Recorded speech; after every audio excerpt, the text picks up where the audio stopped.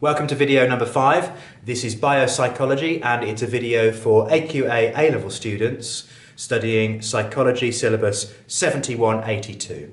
And this video is about biological rhythms, about circadian rhythms, infradian rhythms, ultradian rhythms, and the differences between those two rhythms, those three kinds of rhythms. Okay, so what are biological rhythms? Well, biological rhythms are cyclical changes in the activity of an organism over time. For example, a flower which opens up in the sunshine and closes up at night. That's a biological rhythm.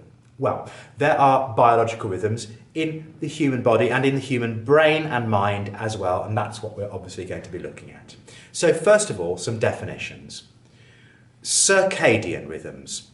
Those rhythms last exactly 24 hours, once every day and night. And that word circadian comes from Latin, circa dies, about a day. Infradian rhythms, on the other hand, last for greater than 24 hours, and ultradian rhythms last for less than 24 hours. Another word which we do need to know the definition of is endogenous. And endogenous means having an internal cause or origin. In other words, endogenous means it comes from within. Circadian rhythms, first of all, once every 24 hours. The most obvious circadian rhythm in human life is obviously the sleep-wake cycle. Once every 24 hours, we wake up and go to sleep again. And there's also an associated rhythm in our body temperature. During the day, our body temperature is higher, our metabolic rate is higher, and at night, our body temperature cools slightly as our metabolic rate slows. And that's why we need a duvet on in order to get to sleep. Now, we know that if the room is too light, if it's too bright, then it's really, really difficult to get to sleep. And we also know that if someone comes in the middle of the night and puts the light on, then that's liable to wake you up. So what's actually going on in the brain in this process? Well, there's a part of the brain that we need to know about for this circadian rhythm, and that is the Suprachiasmatic Nucleus, or the SCN. Now, Suprachiasmatic Nucleus, that's a really long name, I know, but it's actually a lot simpler than it sounds. And it's really easy to understand why it's called that. You might remember from video number 1 that there's a part of the optic nerve called the optic chiasm, or the optic chiasma. And that's where the optic nerve crosses over to the opposite hemisphere. Well, the SCN is a nucleus which just sits right on top of the optic chiasm. And that's why it's called the suprachiasmatic nucleus. It's the nucleus that is just right next to the optic chiasm, suprachiasmatic. And the SCN receives a small spur of nerve fibres from the optic nerve.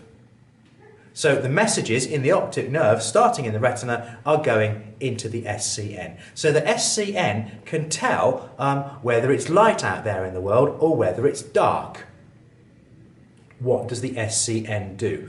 Well, the SCN signals to the other parts of the brain which regulate our core body temperature and also regulate the production of certain hormones, in particular melatonin.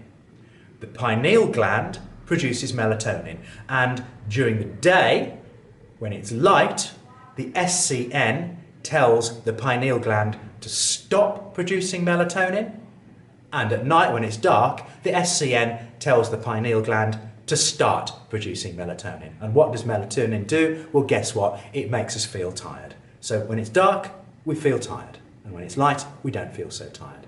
Now, obviously, the external light and dark is not the only factor that makes us feel tired and makes us feel wakeful, but it is a really, really important one.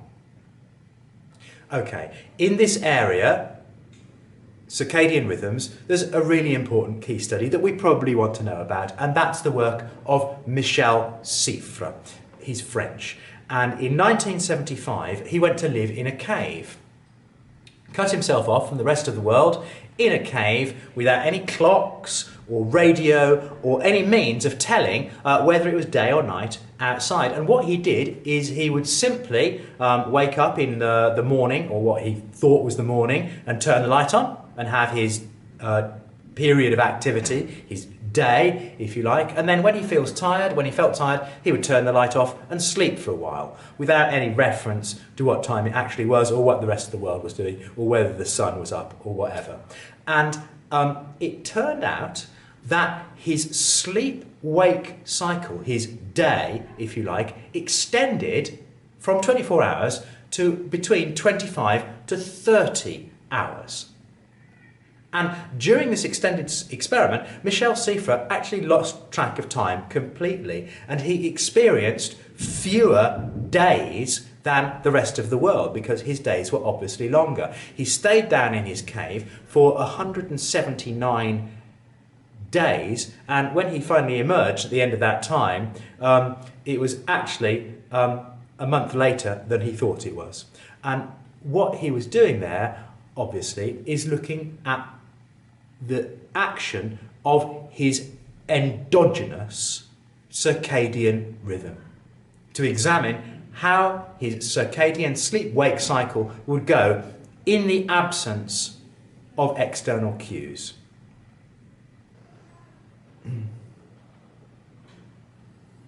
Ultradian rhythms, rhythms where there's more than one every 24 hours. Sleep is not homogeneous. We know that sometimes we can be lightly asleep, or sometimes we can be very deeply asleep, and sometimes we dream and sometimes we don't. So sleep is not all the same. Well, what's going on in the brain during these different kinds of sleep? Well, this was explored by two psychologists called Dement and Kleitman, and they had the very clever idea of hooking someone up to an EEG scanner during the course of their night's sleep. And they noticed that there are 5 different types of brainwave which people exhibit over the course of a night. First of all, when someone's awake, they have very fast, low amplitude brainwaves, high frequency, low amplitude EEG. Waking EEG. And when someone falls asleep, they go into stage 1 sleep, and in stage 1 sleep, our brain waves are slightly higher amplitude and slightly lower frequency, slightly larger and slower brain waves. And as we proceed through stage 1, stage 2, stage 3, and finally stage 4 sleep, our brain waves get slower and larger. They get lower frequency and higher amplitude until when we reach stage 4 sleep, our brain waves are called delta waves, and these are these enormous slow EEGs which are characteristic of very, very deep sleep indeed. The kind of sleep when our body temperatures are at our lowest, it's very, very difficult to wake someone, and our breathing is very, very slow indeed. Stage 5 sleep is completely different, and this really surprised Dement and Kleitman, because in stage 5 sleep, it looks as though the brain is waking up, but the body's staying asleep. And they noticed that in stage 5 sleep, the brain waves got faster and smaller. Once again, high frequency, low amplitude brain waves. There are some changes in the body. Our breathing gets shallower and our heart rate increases, but we don't move at all. We just stay completely still during stage 5 sleep. Also, another thing they noticed during stage 5 sleep is that our eyes move. Underneath the eyelids, there are rapid eye movements. And for this reason, stage 5 sleep is sometimes called Rem sleep, R-E-M sleep. And, of course, what's going on during Rem sleep is dreaming. Now, as we go through the night, we go through one sleep cycle about every 90 minutes, and not all sleep cycles are the same. At the beginning of the night, our sleep cycles are very, very deep, and we spend an extended period in stage 4 sleep, delta wave sleep. And we just pop up to REM sleep for a little bit and then go straight back down to deep sleep again. As the night progresses, our journeys up into REM sleep get longer, and we spend longer dreaming our dream episodes are longer towards the end of the night, as we get towards the morning, than they are at the beginning of the night. So it's true that we do dream most in the hours before we wake up. How do we know that REM sleep is dreaming sleep? Well, it's really very simple. If you wake someone up when they're in the middle of REM sleep, they will tell you that they've been dreaming. And that's pretty reliable. So it is true that we do dream pretty much every single night that we go to sleep. But most of the time, we just can't remember it.